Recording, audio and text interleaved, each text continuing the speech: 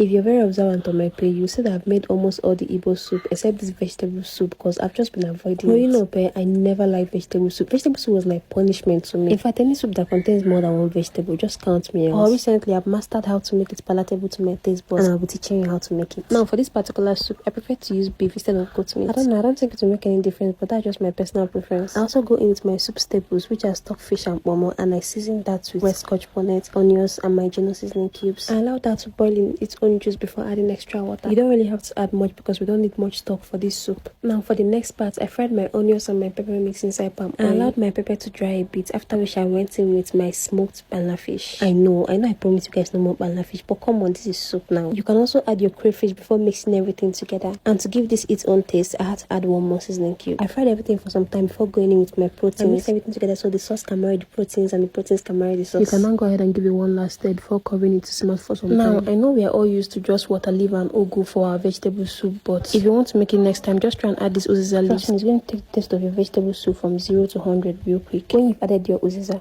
add the remaining half of your crayfish and mix that together. After which you can now go ahead and add your thinly diced water leaf. You will give this another good stir and cover it to cook. See, if you want to get this vegetable soup correctly, you have to follow this thing step by step, like exactly the way I'm explaining it. But if there's another way your grandma or your village people used to cook it, then you can go ahead and do that. The choice is yours. While the water leaf is cooking down, you can now add a little bit of your meat stock and mix everything together again. Now the last part is your ugu leaves, your thinly diced ugu leaves. Once you add this, you don't need to leave it on the fire for too long again. Just 2-3 minutes, you turn off your gas. If you guys observe very well, you will notice that there's a lot of mixing in this food. You have to mix everything thoroughly so the ingredients can cooperate with each other. And voila, your vegetable soup is ready. I would highly recommend pairing this with semovita or fufu. Let me know if you were trying this. See you guys in my next video. Bye.